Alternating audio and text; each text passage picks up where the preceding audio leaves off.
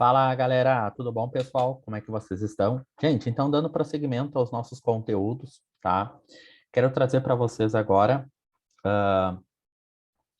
alguns elementos, tá? Que são algumas estratégias argumentativas, tá? Que vocês podem usar, por exemplo, na construção de um texto dissertativo argumentativo, tá? Eu vou tentar abrir um pouco mais esse campo, até porque quando nós estudamos praticamente as 10 classes de palavras gramaticais, o que que nós estudamos em especial, que eu sempre falo para vocês, cuidem as formas estilísticas e os valores discursivos. O que que é uma forma estilística? É um tipo de linguagem a ser empregada. Quando eu falei para vocês no texto, principalmente na tipologia descrição, eu falei para vocês o seguinte, que quando nós trabalhamos a parte fonética, fonológica, morfológica e sintaxe, nós descrevemos. Sim, beleza, tranquilo. Então, nós descrevemos como a língua teoricamente deveria funcionar. Só que a gramática ela passa a se tornar uma gramática pessoal serializada. Me dá uma ideia que é daquele jeito e ponto, que não há uma interferência do ser humano dentro dessa gramática. Não, bem pelo contrário. Ela só existe porque o ser humano ele fala. Então, o que que acontece? Quando nós trabalhamos uma descrição, nós esquecemos aqui dentro um personagem ou um ser humano que é extremamente importante. Somos nós, pessoas constituídas dentro desse contexto social, histórico, político, ideológico. Então, o que que vai acontecer, pessoal? Acontece o seguinte, que nós temos sentimentos, emoções, alegrias, raivas, tristeza, medo, e isso é importante para um texto para alguns mecanismos dentro da gramática, tá? Então, algumas estratégias argumentativas. Por exemplo, quando eu falo para vocês que o homem alto foi ao baile e o alto homem, tá? Ou, deixa eu colocar um outro exemplo que fica melhor. O homem pobre ou o pobre homem, vocês vão perceber ali dentro que eu tive uma mudança, uma passagem de um sentido denotativo para um sentido conotativo.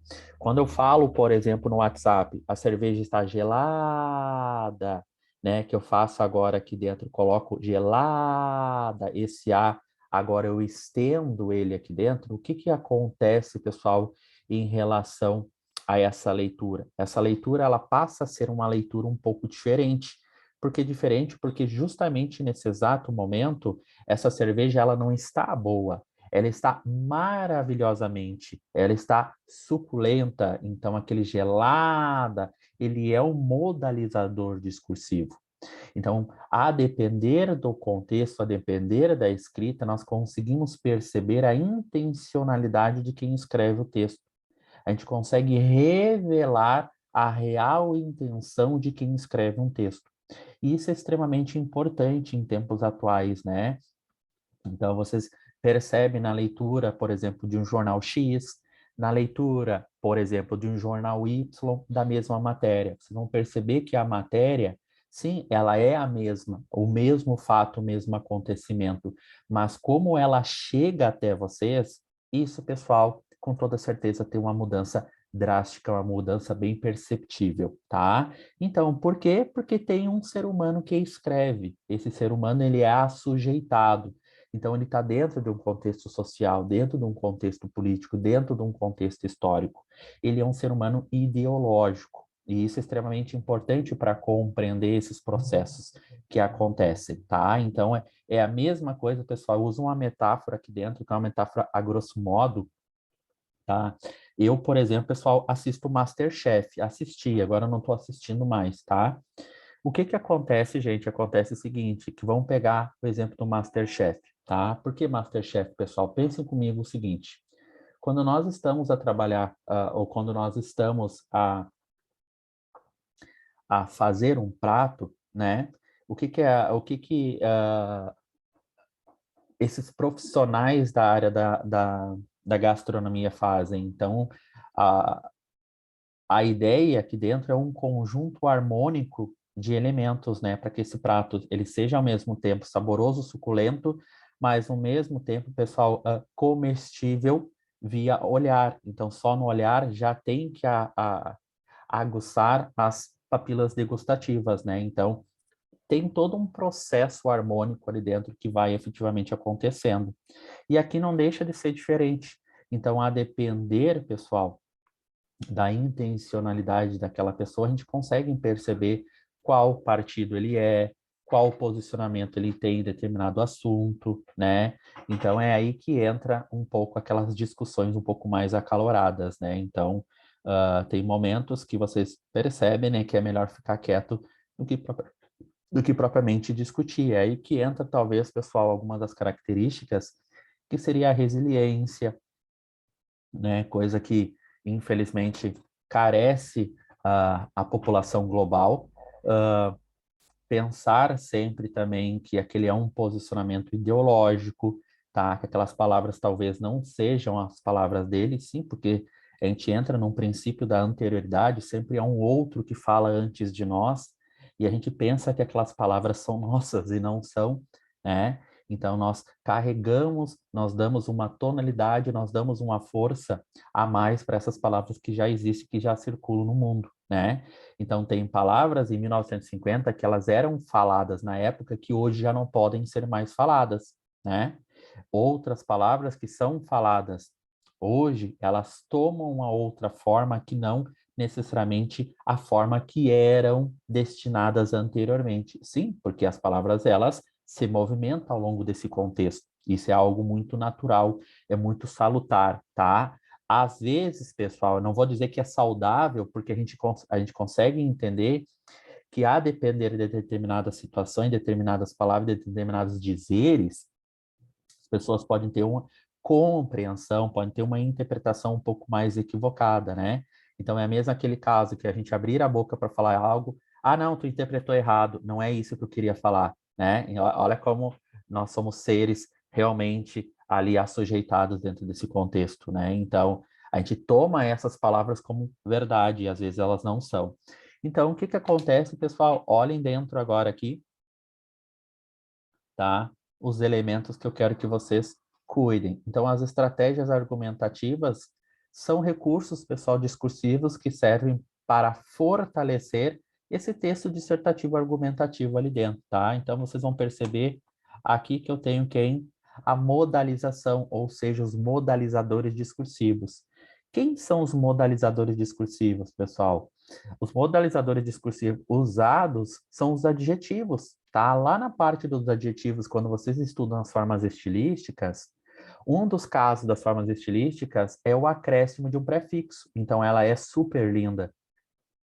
Outro caso é a repetição do adjetivo. Ela é linda, linda, linda, tá?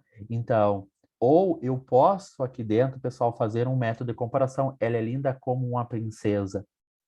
Concordam comigo? Isso é uma forma estilística, é um tipo de linguagem a ser empregada. Mas o que que vai acontecer? Formas estilísticas e valores discursivos. Qual o valor que tem agora aqui? É justamente, pessoal, o que? Um modalizador discursivo. Então, quando eu escrevo um texto, qualquer texto aqui dentro, eu me preocupo com o posicionamento dessas palavras. E esse posicionar essas palavras, pessoal, é bem estratégico. Então, quando eu falo que havia dois políticos na sala, o ético e o antiético, o que que eu estou a dizer? Eu, Fabrício, que sou a pessoa que escrevi essa frase, estou agora usando ético e antiético de forma neutra. Então, eu não estou dentro desse texto me revelando. Quando eu falo havia dois políticos na sala, o ético e o canalha, a partir desse momento eu me revelei ao meu interlocutor. Então, esse processo é um processo também revelador, tá? Então, o que está dizendo ali dentro? Está dizendo, ó, esse cara aqui não gosta de determinado político, não gosta de determinada situação que aconteceu aqui dentro. Ele não concorda com esse contexto, tá? Então, esse canalha, pessoal, me revela dentro desse texto. Então, eu posso usar, no caso, substantivo, porque aqui é modalizador e adjetivo, né?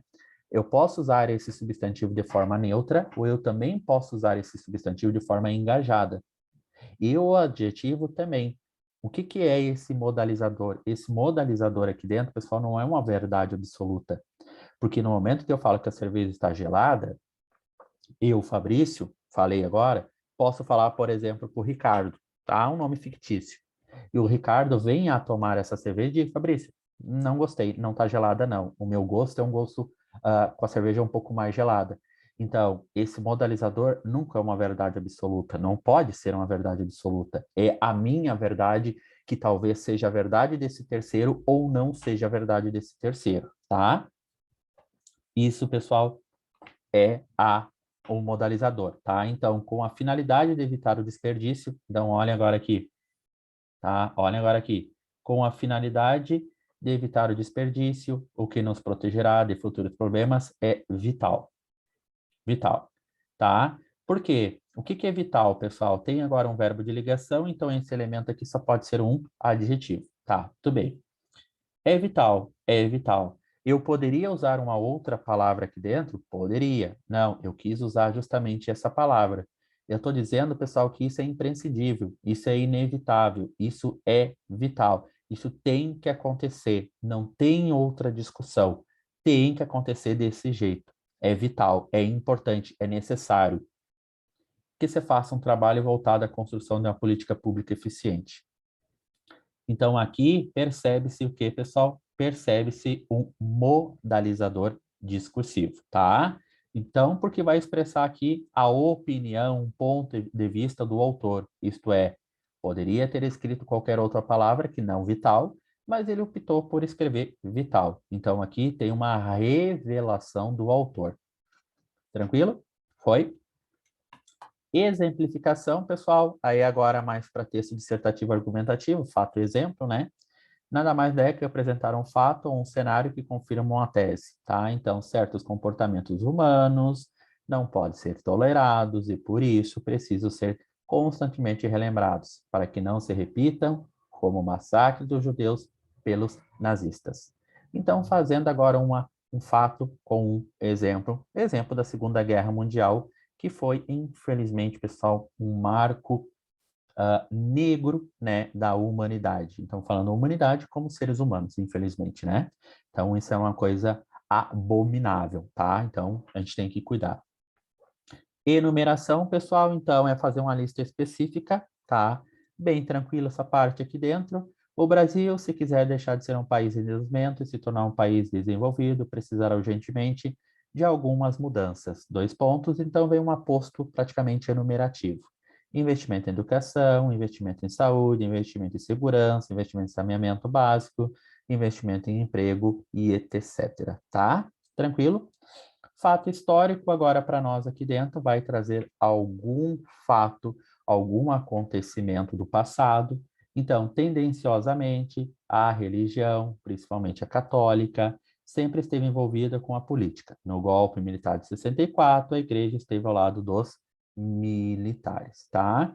Então, vocês sabem, pessoal, que assim como o mundo, nós tivemos uma Primeira Guerra Mundial, assim como no mundo nós tivemos uma Segunda Guerra Mundial de 39 a 45, no Brasil nós tivemos de 64 a 85 a ditadura militar, tá? Bem antes nós tivemos ali em 59, 60, né? Então nós tivemos praticamente, deixa eu me lembrar, nós tivemos, se eu não estiver enganado, acho que é a Guerra Fria, pessoal, tá? Em 59, 60, se eu não estiver enganado, é a Guerra Fria, tá? Então, o que que acontece? Lá já se aventava essa, ou pelo menos já se tinha um murmúrio, tá? Muito grande em relação a um golpe militar no Brasil, tá? Então, com a ajuda, obviamente, ali dentro dos Estados Unidos, né? Então, pessoal, aqui dentro, golpe militar. Comparação, então, comparando alguma coisa com outra, né? Não há dúvidas de que os eventos esportivos no país, nos países em desenvolvimento, os ajudam a modificar seu cenário econômico e social. Ó, assim como a África se beneficiou com o aumento de emprego e com investimento em transporte.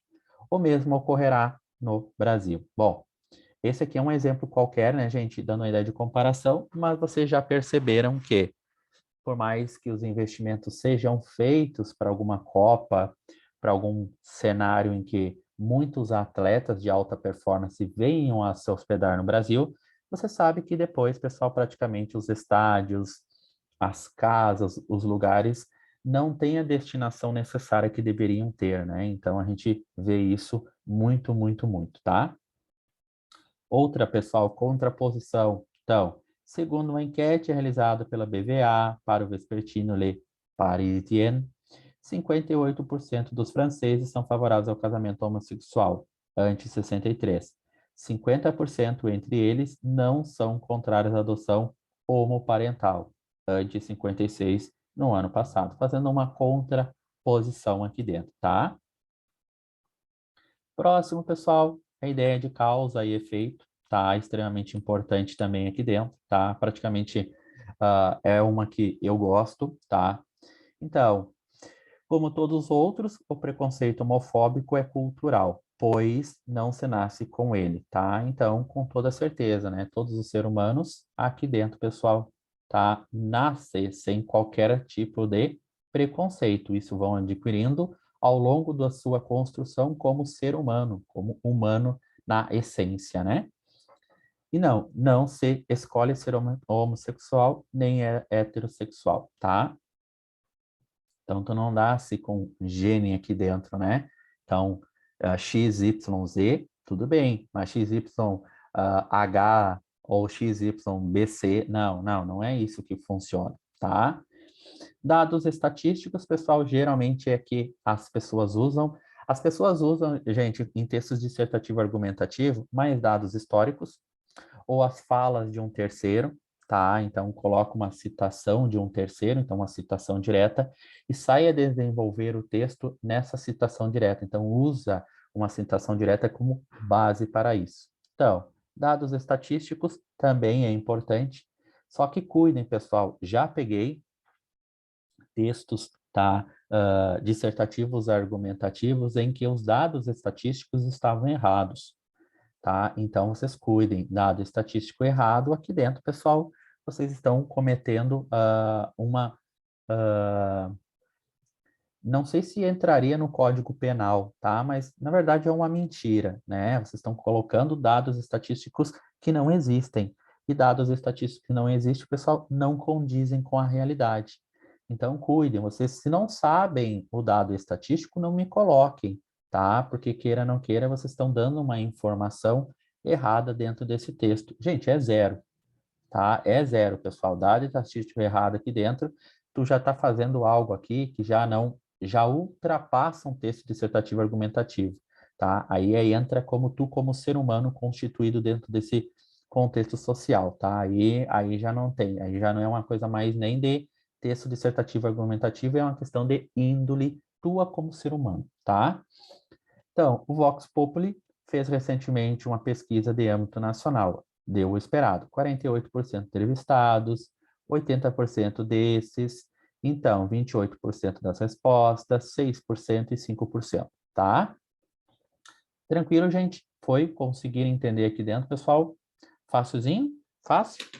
Essa aula, pessoal, é uma aula um pouquinho mais curta, tá? Então, praticamente nós finalizamos a parte de texto dissertativo argumentativo.